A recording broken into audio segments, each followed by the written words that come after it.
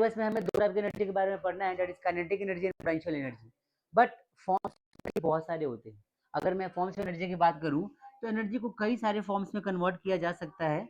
उनमें से एक बेस्ट एग्जांपल जो आपको मिलेगा, इस मान के चलो कि एक तो आप मान के चलो यहाँ पे सबसे बेस्ट काइनेटिक जो हम पढ़ते हैं, दूसरा क्या हो जाएगा पोटेंशियल एनर्जी, तीसरा क्या हो जाएगा मैग्नेटिक एनर्जी या मैकेनिकल एनर्जी कह लो, दोनों को मिला के। फिर इलेक्ट्रिकल एनर्जी भी आता है, ठीक है। फिर क्या आता है न्यूक्लियर एनर्जी, फिर आता है क्या हीट एनर्जी, फिर आगे आता है साउंड एनर्जी, ठीक है। तो बहुत सारे टाइप्स की हमारी क्या होती है एनर्जीज होती है, और हमें सबके बारे में क्या करना है पढ़ना नहीं है, हमें सिर्फ इन दो के बारे में पढ़ना है जो कि हमारे लिए इंपॉर्टेंट है सिलेबस में भी हमारी, ये वाली। ये बात समझ में आ गई सबको? ये सभी फॉर्म्स ऑफ एनर्जीज है, मतलब कि देखो एनर्जी कन्वर्जन होता है, मेरी बात ध्यान समझना कि energy converted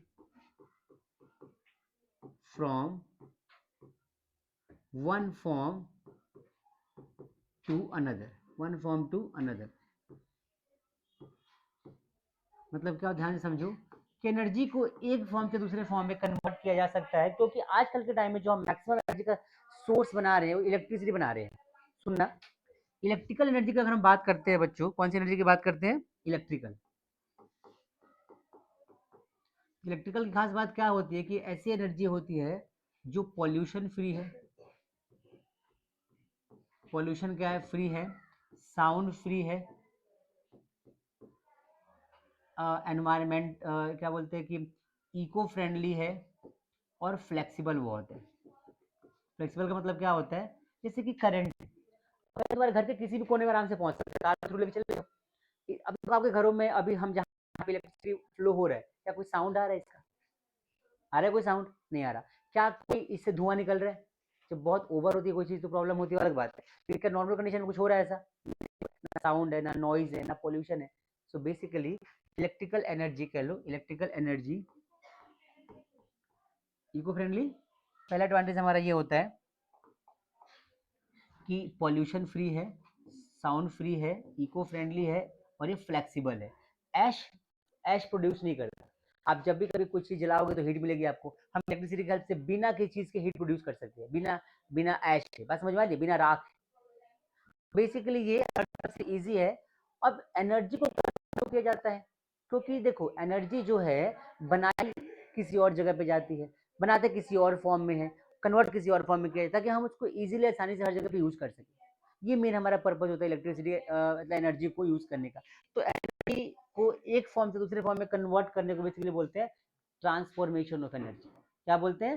transformation of energy. और तब होता है जब एनर्जी हमारी कंजर्व होती है। मतलब कि अब ध्यान से समझना, जैसे हमारे घर में बैटरीज होती है। अब बैटरीज को हम इसके इन्वर्टर घर में लगा, किसका लगा होता है, लाइट आती है इन्वर्टर से, बैटरी चार्ज आती है हमारी, उसका फिर हम उसको क्या करते हैं जलाते हैं। तो इलेक्ट्रिकल एनर्जी से बाद में हमें लाइट एनर्जी मिलती है। जैसे लाइट, अब मान लो आपके घर में लाइट चली गई, तो जब लाइट चली जाएगी तो उस केस में भी तो क्या होगा कि भाई आपको इलेक्ट्रिसिटी मिलती रहेगी ना, तो वहाँ पे केमिकल एनर्जी से आपको केमिकल एनर्जी से इलेक्ट्रिकल एनर्जी मिलेगी, तो कन्वर्जन होता है। एग्जाम्पल लेके समझो कि मान के चलो कि भाई बैटरीज की बात कर रहा हूँ, तो बैटरीज की बात करूँ तो बैटरीज में क्या होता है बच्चों, सबसे पहले बैटरी तो भाई चार्ज का होता है, चार्ज होता है। तो चार्ज का मतलब होता है कि इसमें केमिकल रिएक्शन होता है। क्या होता है बच्चों? Chemical reaction. अब केमिकल रिएक्शन होता है तो बेसिकली यहाँ पे केमिकल एनर्जी क्रिएट होती है, केमिकल एनर्जी क्रिएट होती है, और इस केमिकल एनर्जी से फिर क्या बनाया जाता है इलेक्ट्रिकल एनर्जी, इलेक्ट्रिकल एनर्जी बनाई जाती है। बात समझ में आ रही सबको?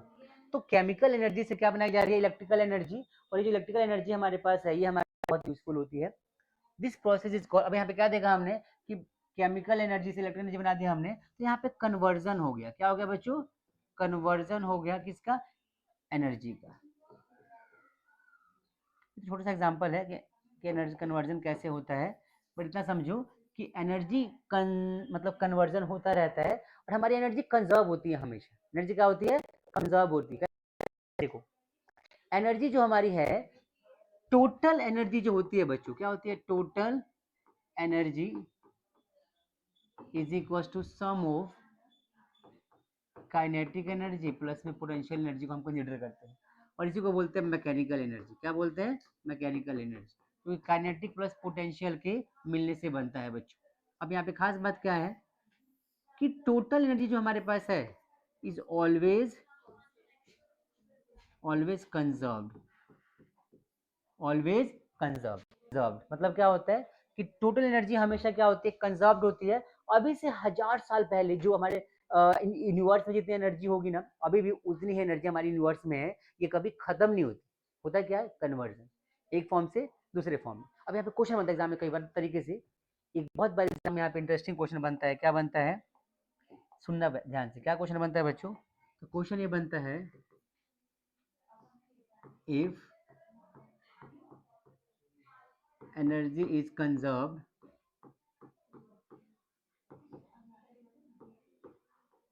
then why we are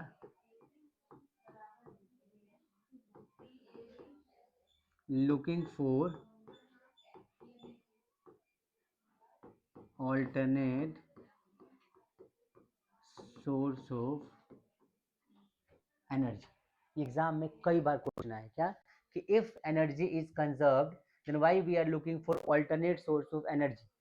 मतलब कि एनर्जी अगर मान लो कि खत्म होती नहीं है, कंजर्व्ड रहती है, रिजर्व रहती है, तो हम अल्टरनेट सोर्स ऑफ एनर्जी के लिए क्यों अलग अलग सोर्स ऑफ एनर्जी को क्यों ढूंढ रहे हैं? बिकॉज एनर्जी बेटा हमारे पास रिजर्व तो है, लेकिन एनर्जी ऐसे फॉर्म में चली जाती है जिसको हम रिट्रेस नहीं कर सकते। एनर्जी को रिट्रेस नहीं कर सकते। मान लो कि अभी के टाइम में इलेक्ट्रिसिटी को आपने ऑन किया, सुनना, इलेक्ट्रिसिटी को आपने ऑन किया और ये बल्ब यहाँ पे या ट्यूबलाइट यहाँ पे जल रही है। अब ट्यूबलाइट जलने के बाद कुछ समय बाद क्या दोबारा इसके रोशनी से तुम लाइट बना सकते हो? सोचो, क्या दोबारा जो लाइट की इंटेंसिटी है, जो लाइट हमें मिल रही है, इस लाइट को क्या हम कलेक्ट कर सकते? नहीं कर सकते। तो ये लाइट हमारी वेस्ट हो गई, एक ऐसे फॉर्म में चली गई जिस फॉर्म को रिट्रेस नहीं कर सकते। तो इसीलिए it is important to conserve our energy and total energy is always conserve. आई बात समझ में? नहीं आई बात समझ में? तो ये मतलब होता है क्या कि total energy is conserve. Total energy जो हमारी होती है, मैकेनिकल एनर्जी की बात करते हैं, तो मैकेनिकल एनर्जी हमारी होती है काइनेटिक प्लस पोटेंशियल के सम का। सुनना पूरी बात, काइनेटिक और पोटेंशियल की जो एनर्जी होती है सम होती है, तो इस पे एक लॉ बना है। लॉ क्या है हमारा वो जान लो आप। लॉ कहता है टू, इसको बोलते हैं इसको तो लॉ ऑफ कंजर्वेशन एनर्जी बोलते हैं। क्या बोलते हैं बच्चों? Law of conservation of energy, conservation of energy. इसका मतलब क्या होता है ध्यान से समझो कि according to this law, according to this law total energy, according to this law total energy of the universe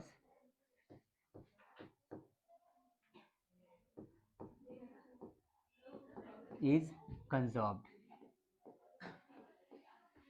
and it can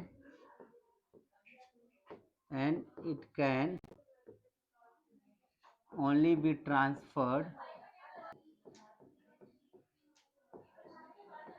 from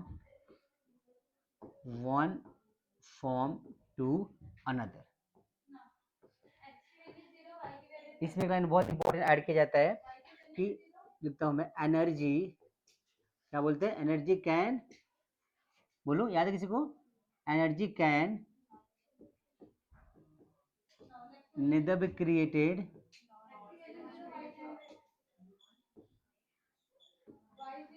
nor be destroyed। ये बहुत इंपॉर्टेंट स्टेटमेंट है कि एनर्जी को ना तो हम क्रिएट कर सकते हैं ना डिस्ट्रॉय कर सकते हैं, हाँ, but energy can be convert from one form to another. This is called law of conservation of energy. आई बात समझ में?